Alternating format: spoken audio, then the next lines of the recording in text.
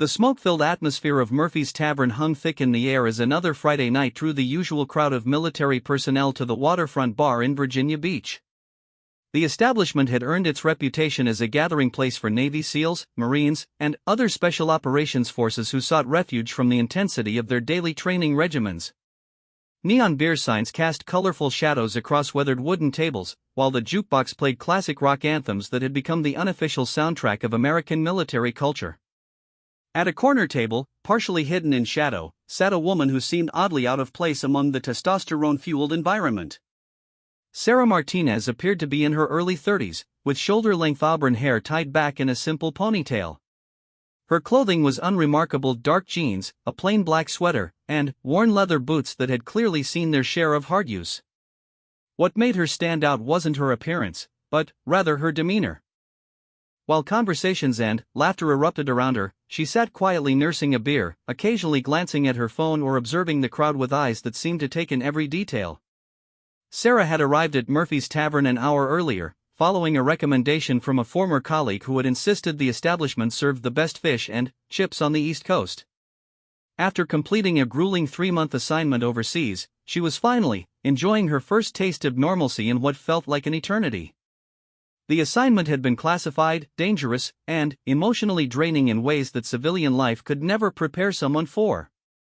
Now, sitting in this bustling bar surrounded by the familiar sounds of military camaraderie, she found herself caught between two worlds, the one she had just left behind and the one she was trying to return to. The evening had started peacefully enough. Sarah had ordered her meal, answered a few text messages from family members who were eager to hear about her return, and allowed herself to slowly decompress from months of hypervigilance. The beer tasted better than anything she remembered, and, for the first time in weeks, she felt her shoulders beginning to relax. The constant state of alertness that had kept her alive in hostile territory was finally beginning to fade, replaced by something resembling peace. However, her solitude was about to be interrupted by a group of men at the bar who had been growing increasingly boisterous as the evening progressed. The 4 Navy SEALs had been celebrating the successful completion of their advanced training program, and alcohol had emboldened them to approach various women throughout the establishment.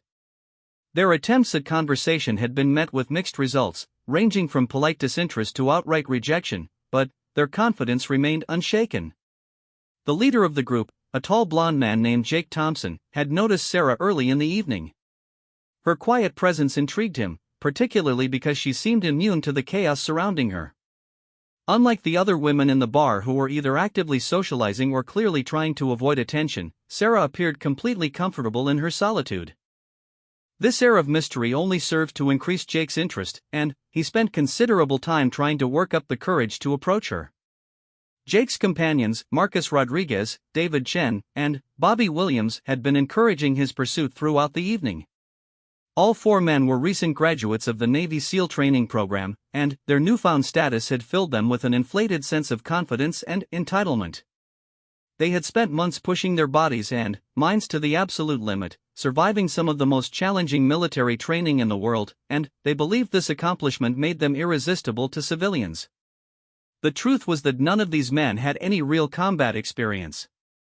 Their knowledge of warfare came primarily from training exercises, war movies, and the stories of more experienced SEALs who had actually deployed to conflict zones.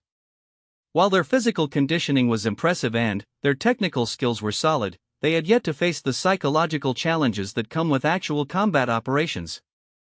This lack of real-world experience had left them with an romanticized view of military service and an exaggerated sense of their own importance. As the evening progressed and more alcohol flowed, the 4 SEALs became increasingly animated in their discussions about their training experiences, their future deployments, and their theories about what it meant to be a warrior. Their conversations were peppered with military jargon and references to classified training scenarios that they weren't supposed to discuss in public. They spoke loudly enough for other patrons to hear, clearly hoping to impress anyone within earshot with their elite status and insider knowledge. Sarah, despite her best efforts to ignore the group, couldn't help but overhear fragments of their conversation. Their enthusiasm reminded her of her own early days in the military, when everything had seemed like an adventure and the reality of conflict was still an abstract concept. She remembered the confidence she had felt after completing her own specialized training, the sense that she was prepared for anything the world might throw at her. Time and experience had taught her that training, no matter how intensive, could only prepare someone for so much. The woman at the corner table had her own military background, though she had never advertised it or sought recognition for her service. After graduating from college with a degree in international relations, Sarah had joined the army and quickly found herself recruited into specialized intelligence operations. Her aptitude for languages, her ability to blend into different cultural environments, and her exceptional marksmanship skills had made her valuable for a very specific type of mission. Over the course of 8 years, Sarah had deployed to some of the world's most dangerous regions. She had worked undercover in Afghanistan, gathering intelligence on Taliban leadership structures. She had spent months in Iraq, coordinating with local informants to identify and neutralize high-value targets. Her most recent assignment had taken her to Syria, where she had operated as part of a joint task force targeting ISIS commanders who had been planning attacks on Western targets. The nature of Sarah's work meant that she rarely worked with large teams or conventional military units. Instead, she typically operated alone or with 1 or 2 other specialists, relying on stealth, precision, and careful planning rather than overwhelming firepower. Her missions often required her to remain undetected for weeks at a time, gathering intelligence and waiting for the perfect opportunity to strike. When action was required, it was usually swift, silent, and decisive. The psychological toll of this type of work was enormous. Sarah had been forced to take human lives in situations where hesitation would have meant death for herself or innocent civilians. She had witnessed atrocities that haunted her dreams and had been forced to make split-second decisions that would affect the lives of countless people. Each successful mission had saved lives and disrupted terrorist networks, but the cost to her own mental and emotional well-being had been substantial. Despite her impressive service record and the numerous commendations she had received, Sarah had always maintained a low profile. She understood that true professionals didn't need to advertise their accomplishments, and she had learned that the most dangerous people were often the quietest ones. Her approach to military service was fundamentally different from that of the SEALs at the bar, who seemed eager to share their experiences with anyone who would listen. As Sarah sat in Murphy's Tavern, she found herself reflecting on the contrast between her own attitude toward military service and that of the younger SEALs nearby. She remembered being their age and feeling invincible after completing challenging training programs. The difference was that her subsequent experiences had taught her humility, while these men had not yet been tested in ways that would provide such perspective. The fish and chips arrived at her table, providing a welcome distraction from her observations about the nearby group. The food was indeed excellent, and Sarah allowed herself to focus on the simple pleasure of a well-prepared meal in a comfortable environment. For a few minutes, she was able to push aside memories of military rations eaten in hostile territory and simply enjoy being back in the United States. However, her peaceful dinner was about to be interrupted. Jake Thompson had finally worked up the courage to approach her table, encouraged by his companions who had been daring him to make a move all evening. The alcohol had given him the confidence he needed to walk across the bar and attempt to strike up a conversation with the mysterious woman in the corner. As Jake approached her table, Sarah looked up from her meal with polite but guarded interest. She had noticed him watching her throughout the evening, and she had hoped that her apparent disinterest would discourage any attempts at conversation. However, she also understood that direct confrontation in this environment could lead to unnecessary complications, so she decided to give him the benefit of the doubt and see what he wanted. Jake flashed what he believed to be his most charming smile as he reached her table. His uniform was crisp, his posture was confident, and his manner suggested that he was accustomed to positive responses from women he approached. He had no way of knowing that the woman sitting before him had more combat experience than all 4 SEALs combined, or that his attempt to impress her was about to backfire in spectacular fashion. The stage was now set for a conversation that would challenge everything these young SEALs thought they knew about warfare, heroism, and what it truly meant to serve in harm's way. Sarah Martinez was about to provide them with an education they would never forget, though not in the way any of them expected. The quiet woman at the corner table was about to reveal that appearances could be deeply deceiving, and that true warriors often came in unexpected packages. What none of them realized was that this seemingly chance encounter would become a story that would be retold in military circles for years to come, serving as a reminder that respect must be earned through actions rather than assumptions, and that wisdom often comes from the most unexpected sources. The evening that had started as a simple celebration was about to become a lesson in humility that would reshape how these young men viewed their own place in the military hierarchy. Jake Thompson cleared his throat as he reached Sarah's table, his confidence bolstered by the encouraging nods from his teammates across the bar. He had rehearsed this moment in his mind several times over the past hour, imagining how impressed she would be when he revealed his elite military status. In his experience, women were typically fascinated by Navy SEALs, and he expected this encounter to follow the same predictable pattern. "Excuse me, miss," Jake began, his voice carrying the practice charm he had perfected during his time in training. "I couldn't help but notice you sitting here by yourself. Mind if I join you for a few minutes?" He gestured toward the empty chair across from her, already beginning to pull it out before she had responded to his request. Sarah looked up from her meal, taking a moment to study the young man standing beside her table. She could immediately tell from his bearing, his haircut, and his overall demeanor that he was military. The confidence in his stance suggested special operations, and his youth indicated that he was probably relatively new to the field. She had encountered hundreds of men like Jake throughout her career, and she could predict with near certainty how this conversation would unfold. "I suppose that would be fine," Sarah replied with a neutral tone, setting down her fork and giving him her attention. She was curious to see how long it would take him to mention his military background and whether he would have the wisdom to simply enjoy a normal conversation without trying to impress her with his credentials. Jake settled into the chair with a satisfied expression, immediately launching into what he clearly considered to be his most appealing introduction. "I'm Jake Thompson, by the way. I just graduated from Navy SEAL training here at Little Creek. My buddies and I are celebrating our completion of the program tonight." He gestured toward his companions at the bar, who were watching the interaction with obvious interest and approval.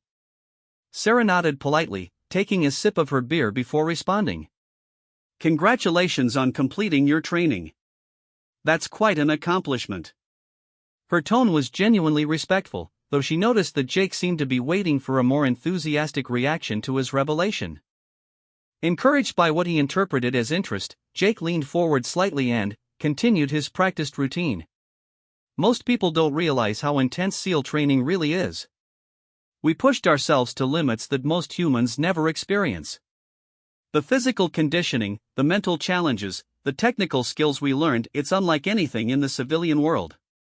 As Jake spoke, Sarah found herself remembering her own experiences with military training programs. She recalled the pride she had felt upon completing various specialized courses, and the way that accomplishment had seemed like the most important thing in the world at the time. Age and experience had taught her that training was merely the beginning of a military career, not its defining moment, but she understood the enthusiasm that Jake was displaying. "I imagine the training was very challenging," Sarah replied diplomatically. "What type of missions are you hoping to be assigned to?" She decided to engage with his enthusiasm while gently steering the conversation toward more substantive topics. Jake's eyes lit up at the question, clearly interpreting her interest as validation of his appeal. "Well, we're hoping to deploy to combat zones as soon as possible. Afghanistan, Iraq, Syria, wherever the action is. We want to put our training to use against real enemies, you know? Show them what American Special Forces are capable of." The casual way Jake spoke about deploying to combat zones caused Sarah to pause. She remembered having similar conversations years earlier, when conflict zones had seemed like opportunities for adventure rather than places where real people suffered and died. His enthusiasm reminded her of her own naivety, and she felt a mixture of sympathy and concern for what lay ahead for him and his teammates. "Those are certainly dangerous places," Sarah observed carefully. "Have you given much thought to what combat deployment actually involves? It's quite different from training scenarios." She was genuinely curious to see how much consideration he had given to the realities of warfare beyond the excitement of potential deployment. Jake waved off her concern with the confidence of someone who had never experienced genuine fear. "We've been through the most realistic training scenarios the military has to offer. We know how to handle ourselves under pressure. Plus, we'll be working as a team, watching each other's backs. That's the SEAL way, no one gets left behind. As Jake continued to elaborate on his military philosophy, Sarah noticed that his teammates had moved closer to their table, clearly trying to overhear their conversation. She could see them whispering among themselves and occasionally glancing in her direction. Their body language suggested they were impressed with Jake's progress and were considering joining the conversation themselves. That's a good mindset to have, Sarah acknowledged, though she couldn't help but think about the countless military personnel she had known who had started with similar confidence and optimism. Some had thrived under the pressures of combat deployment, while others had struggled to adapt to realities that no training program could fully prepare them for. Emboldened by what he perceived as Sarah's growing interest, Jake decided to escalate his approach. You seem to know something about military life. Do you have family in the service, or have you done some research into special operations? He was clearly fishing for information while simultaneously positioning himself to share more details about his own experiences. Sarah considered how to respond to his question. She could easily deflect his inquiry and steer the conversation toward more neutral topics, but something about Jake's overconfidence made her want to see how far he would go in his attempts to impress her. I know a bit about military operations, she replied vaguely, taking another sip of her beer. This response seemed to energize Jake even further.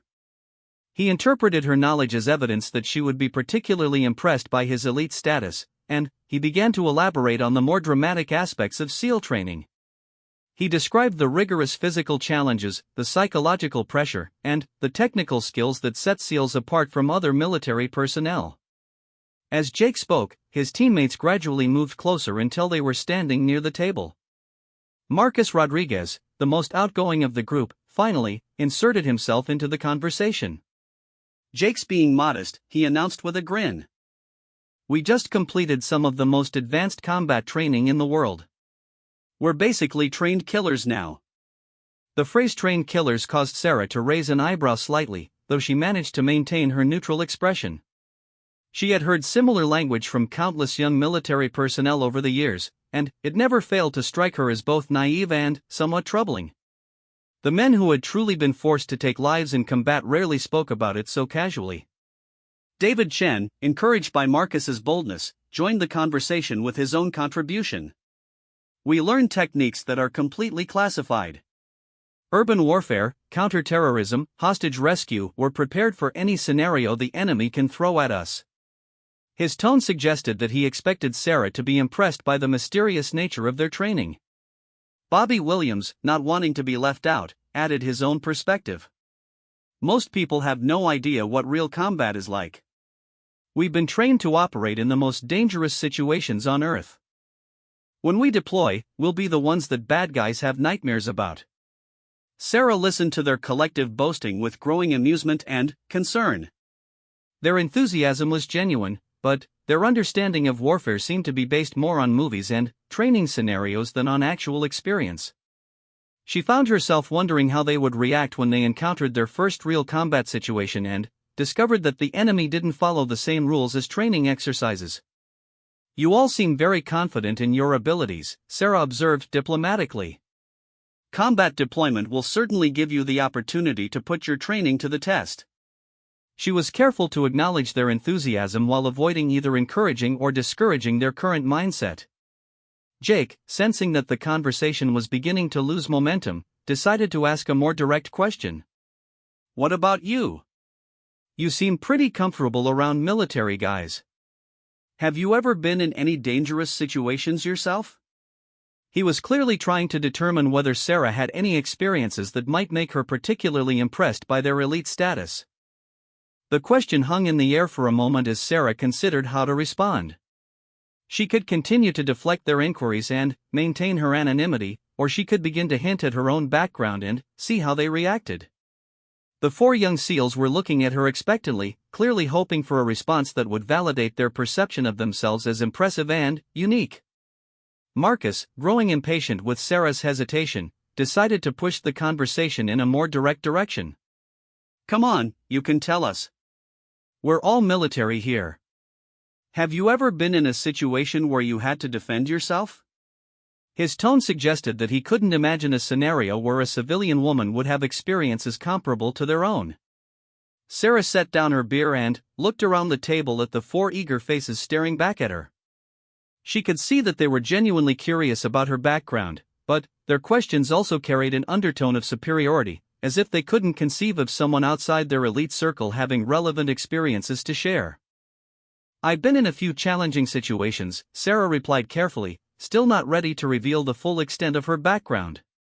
She was curious to see how far they would push their line of questioning and whether they would eventually arrive at the topic that she suspected was really on their minds. Bobby, emboldened by alcohol and peer pressure, decided to ask the question that had been lurking beneath the surface of their entire conversation. "Have you ever had to kill anyone?" The question came out more bluntly than he had intended, and he immediately glanced around to make sure other patrons hadn't overheard. The direct question caused a momentary silence at the table. Even Jake looked slightly uncomfortable with Bobby's bluntness, though Sarah could see that all four men were genuinely curious about her answer. They had reached the moment she had been expecting since their conversation began, the inevitable attempt to measure her experiences against their own perceived expertise in matters of life and death. Sarah took a long sip of her beer, studying the faces around her table. These young men had no idea what they were asking, or who they were asking it of. They were about to receive an education that would challenge everything they thought they knew about combat, courage, and what it really meant to be a warrior. The silence that followed Bobby's question seemed to stretch on indefinitely, though in reality it lasted only a few seconds. Sarah could see the anticipation in the four young men's faces as they waited for her response, clearly expecting either an admission of inexperience that would confirm their superiority, or perhaps an exaggerated story that they could dismiss as fantasy. None of them seemed prepared for the possibility that her answer might fundamentally challenge their assumptions about themselves and their place in the military hierarchy. Sarah set her beer down deliberately, her movements calm and controlled in a way that suggested she was comfortable with difficult conversations. The question Bobby had asked was one that she had encountered numerous times throughout her career, though usually from fellow military personnel who were trying to establish some sort of professional pecking order. Civilians rarely had the audacity to ask such a personal and potentially traumatic question so directly. "That's quite a question to ask someone you've just met," Sarah replied, her tone remaining neutral but carrying a subtle edge that suggested Bobby might want to reconsider his approach. She looked around the table, studying each of their faces carefully. "Is that really something you want to discuss at a bar on a Friday night?" Jake, sensing that the conversation might be veering into uncomfortable territory, tried to smooth things over while maintaining his group's dominant position in the exchange. "Bobby's just curious about your background. We've been talking about deployment and combat operations, and he was wondering if you had any personal experience with dangerous situations." The diplomatic rephrasing didn't fool Sarah for a moment. She understood exactly what was happening. These young SEALs were essentially asking her for her kill count, a topic that represented the ultimate measure of combat credibility in their minds. They had no way of knowing that they were asking this question of someone whose actual combat experience made their training exercises look like children's games. Marcus, apparently oblivious to the tension that was building around the table, decided to elaborate on Bobby's question. "We're all going to face life or death situations when we deploy. It's something every warrior has to deal with eventually. Have you ever been tested in that way?" His phrasing suggested that he considered combat to be some sort of rite of passage that separated true warriors from ordinary people. Sarah took another sip of her beer, using the time to consider her response carefully. She had several options available to her. She could deflect the question entirely and try to steer the conversation back to safer topics.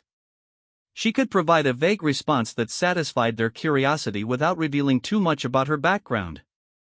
Or she could give them exactly what they were asking for and see how they handled the reality of her experiences. The truth was that Sarah had grown tired of listening to their boastful comments about their training and their eagerness to prove themselves in combat. Their casual attitude toward violence and their apparent belief that killing was some sort of achievement to be celebrated troubled her in ways that she was still processing. Perhaps it was time to provide them with a different perspective on what combat actually involved. "Are you asking about my kill count?" Sarah asked directly, using the military terminology that she knew they would understand. Her tone remained conversational, but there was something in her eyes that suggested they should be very careful about how they proceeded with this line of questioning. The four seals exchanged glances, clearly excited that she had used the proper terminology. To them, this suggested that she had some military background and might actually have interesting stories to share. David Chen leaned forward slightly, his interest clearly piqued by the direction the conversation was taking. Well, yeah, David admitted, though his tone suggested he was still somewhat surprised by her directness. I mean, if you're comfortable discussing it. We're all going to face that reality eventually, so it would be interesting to hear from someone who's actually been there. Bobby, emboldened by Sarah's apparent willingness to engage with their question, decided to share his own thoughts on the subject. We've been trained for those situations, but none of us have actually had to pull the trigger in a real combat scenario yet. It's something we've all thought about, wondering how we'll handle it when the time comes. Sarah nodded slowly, recognizing the mixture of curiosity and apprehension in their voices. She remembered having similar conversations during her own early military career, when the possibility of taking a life in combat seemed both terrifying and abstractly fascinating. The reality, she had learned, was far different from anything she had imagined during those theoretical discussions. That's a very personal question, Sarah replied carefully. And the answer isn't something most people wear as a badge of honor. Why do you want to know? She was genuinely curious about their motivation for pursuing this topic, and whether they had given any serious thought to the psychological and emotional implications of what they were asking about.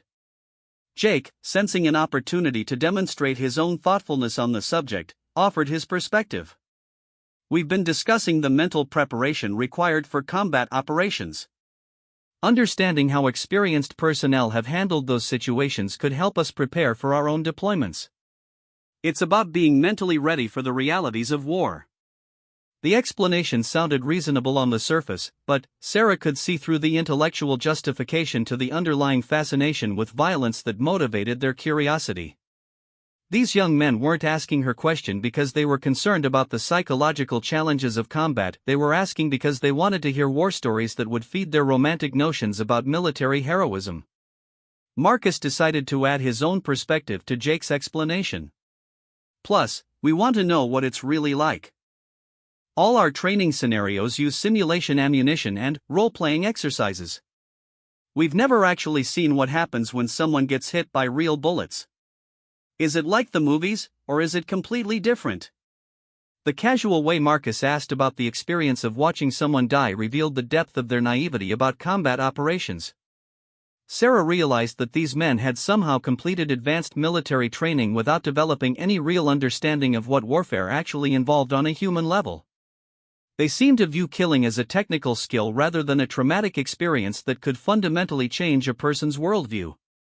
It's nothing like the movies, Sarah replied quietly, her tone becoming more serious. Movies don't show you what it's really like to take someone's life, or what it does to you afterward. It's not something you celebrate or brag about in a bar. Her response seemed to surprise the four seals, who had clearly been expecting either exciting war stories or an admission that she had never actually been in combat.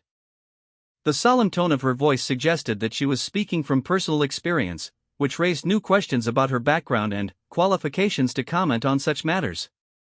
Bobby, apparently missing the gravity of her response, pressed forward with additional questions. But you must feel some pride in defending your country, right? When you eliminate a threat to American lives, that's something to feel good about, isn't it? The question revealed so much about Bobby's mindset that Sarah almost didn't know where to begin her response.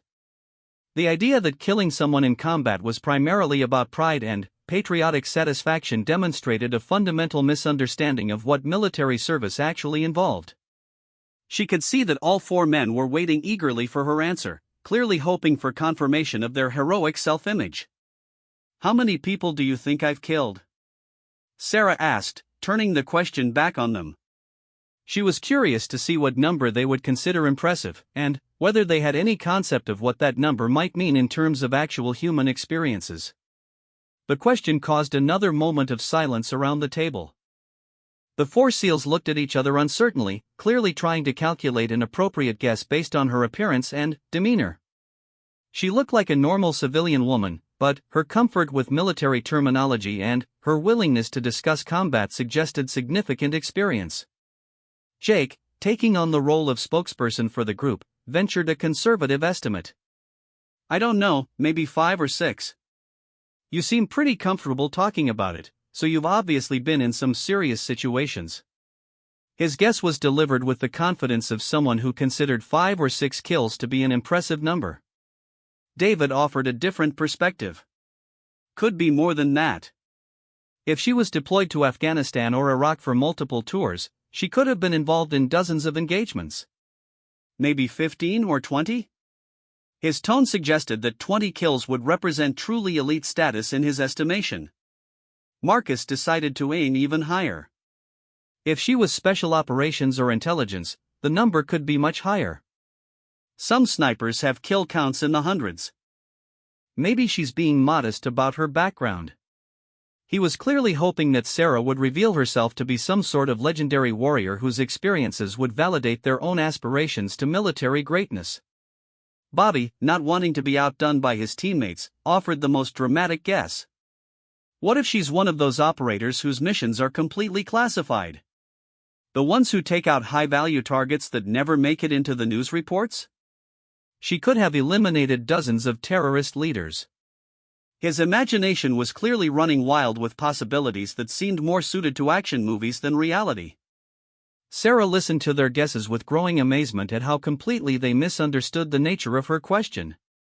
They were treating her kill count as if it were a high score in a video game, something to be admired and celebrated rather than a deeply personal and often traumatic aspect of military service.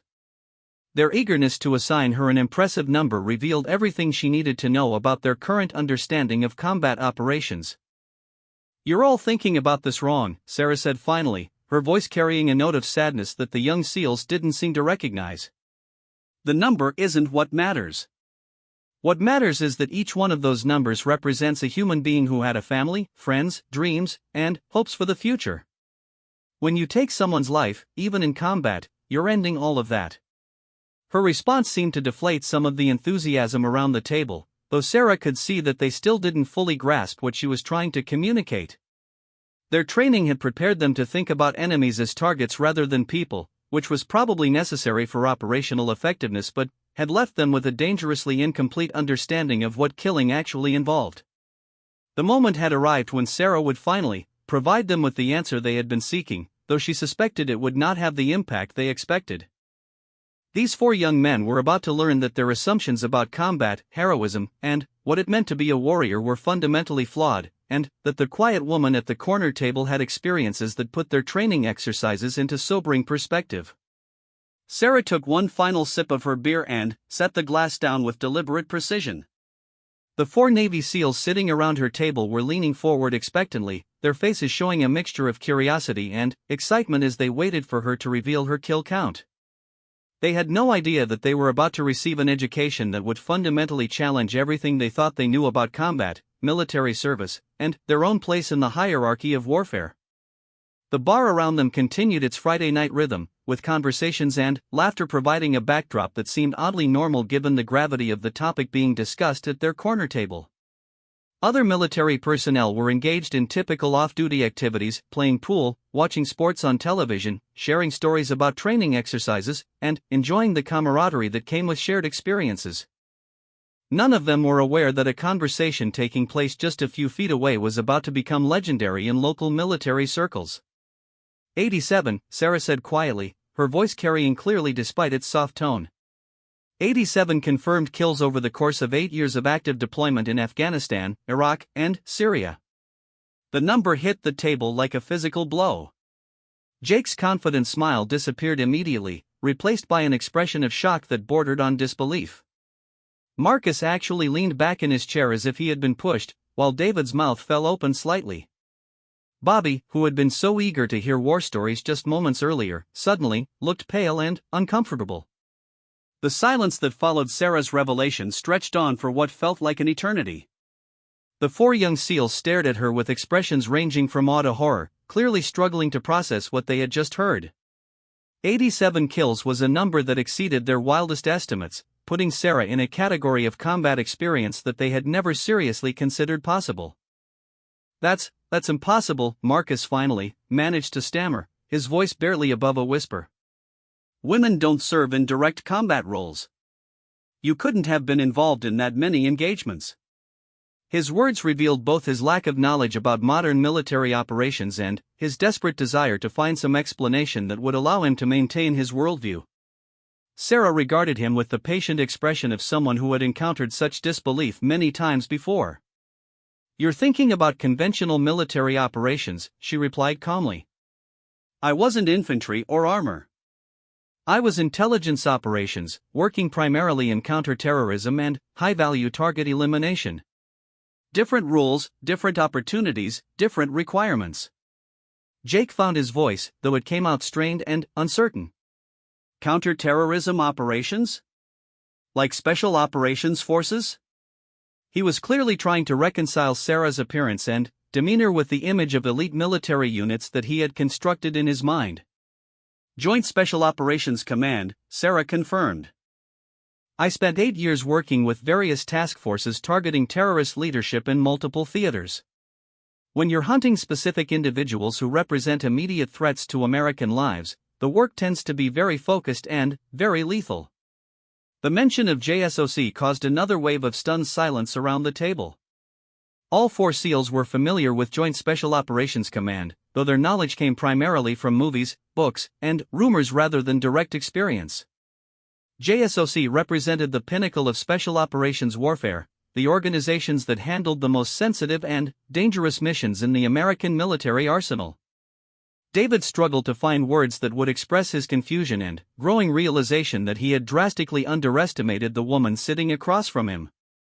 But, you look so normal, he said, immediately recognizing how inadequate his observation sounded.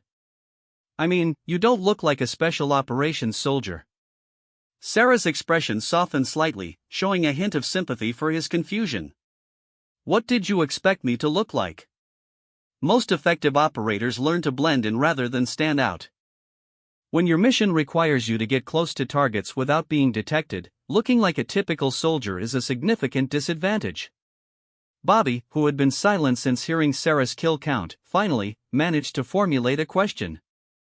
87 people, he repeated slowly, as if saying the number aloud might help him understand its magnitude. How do you deal with something like that? The question revealed that Bobby was beginning to grasp the psychological implications of what Sarah had shared with him. Unlike his earlier excitement about the prospect of combat, he was now confronting the reality that taking human lives, even in legitimate military operations, came with significant emotional and psychological costs. Some days better than others, Sarah replied honestly. Each one stays with you in different ways. Some were clear threats who were actively planning attacks on civilians. Others were more complicated situations where the intelligence wasn't perfect, or where innocent people were nearby. You learn to live with the choices you've made, but you never stop thinking about them. Her response provided a glimpse into the psychological burden that came with her level of combat experience. The 4 SEALs were beginning to understand that the kill count they had been so eager to hear represented years of trauma, difficult decisions, and moral complexity that their training had not prepared them to consider. Marcus attempted to process what he was learning by relating it to his own experiences. We've been trained for high-stress situations, but nothing like what you're describing. How did you prepare mentally for missions where you knew you were going to have to kill someone? Sarah considered the question carefully before responding. You don't prepare for it, not really. You prepare for the tactical aspects, the approach, the shot placement, the extraction. But, the human element, the moment when you end someone's life, that's something you can only learn through experience. And, each time is different. Jake, who had been struggling to reconcile Sarah's revelations with his own military aspirations, finally asked the question that had been building in his mind. Do you regret any of it? I mean, with a number that high, were there situations where you weren't sure you were doing the right thing? The question touched on the moral ambiguity that characterized much of Sarah's work in counterterrorism operations. Unlike the clear-cut scenarios presented in training exercises, real-world missions often involved incomplete intelligence, civilian casualties, and targets who occupied gray areas between combatant and non-combatant status. Several, Sarah admitted. Intelligence isn't always perfect, and sometimes you don't learn the full context of a situation until after you've acted. There were targets who turned out to be less important than we believed, and there were missions where innocent people were hurt despite our best efforts to avoid collateral damage. Those are the ones that stay with you the longest. Her honesty about the moral complexity of her missions provided a sobering counterpoint to the heroic narratives that the Four SEALs had constructed around military service. They were beginning to understand that real combat operations involved difficult choices, imperfect information, and consequences that extended far beyond the immediate tactical objectives. David, clearly struggling to process everything he had learned, asked a question that revealed the depth of his confusion. "How are you so calm about all this? If I had been through what you've experienced, I think I'd be a completely different person." Sarah smiled sadly, recognizing the naivety behind his observation. "Who says I'm not a different person? The woman who enlisted 8 years ago doesn't exist anymore. Combat changes you in ways that you can't understand until you've been through it. You learn to function, to maintain relationships, to find meaning in civilian life, but you're never the same." Bobby, who had been unusually quiet since learning about Sarah's background, finally voiced the question that was troubling him most. "How do you go back to normal life after something like that? How do you sit in a bar and have a casual conversation when you've done things that most people can't even imagine?" The question revealed that Bobby was beginning to grasp one of the most challenging aspects of military service, the difficulty of transitioning between the extreme realities of combat deployment and the mundane requirements of everyday life. Sarah's presence in Murphy's Tavern represented exactly that challenge, a highly experienced combat veteran attempting to find normalcy in civilian social settings. "You learn to compartmentalize," Sarah explained. "You develop different versions of yourself for different situations. There's the version that can function in combat zones, making life and death decisions under extreme pressure. And there's the version that can sit in a restaurant, order fish and chips, and have a conversation with strangers. The challenge is making sure those different versions don't interfere with each other." Her explanation provided insight into the psychological strategies that allowed her to maintain some semblance of normal life despite her extensive combat experience. The Four SEALs were beginning to understand that military service, particularly at the level Sarah had experienced, required fundamental changes in how a person thought about themselves and their place in the world. Jake, who had started the evening confident about his own military preparation, now found himself questioning everything he thought he knew about combat service. "Our training covered stress management and psychological preparation, but nothing like what you're describing. How do you prepare for that kind of psychological burden?" Sarah's response was gentle but direct. "You don't prepare for it because you can't prepare for it. Every situation is unique, every decision carries different weight, and every consequence affects you differently. The best you can do is maintain strong relationships with people who understand what you're going through, and accept that some experiences will change you permanently." The conversation had evolved far from its initial trajectory of boastful military posturing to a serious discussion about the realities of combat service and its long-term psychological effects. The four young SEALs found themselves confronting aspects of military life that their training had not addressed, and beginning to understand that their assumptions about warfare and heroism were dangerously incomplete. As the evening drew toward its conclusion, it became clear that this chance encounter had provided all of them with lessons they would carry for the rest of their careers. For the Four SEALs, it had been a humbling introduction to the complexity and burden of real combat experience. For Sarah, it had been an opportunity to share insights that might help young military personnel approach their service with greater wisdom and humility. The quiet woman at the corner table had indeed left them speechless, though not in the way they had expected when they first approached her. Instead of providing entertaining war stories that would feed their romantic notions about military heroism, she had given them a sobering education about the true costs of combat service and the psychological challenges that awaited anyone who chose to serve in harm's way. As they prepared to leave Murphy's Tavern that night, all 5 people involved in the conversation understood that they had participated in an exchange that would influence their thinking about military service, combat operations, and the true meaning of heroism for years to come. The lesson had been delivered with quiet authority by someone who had earned the right to speak about such matters through years of dangerous service in defense of her country.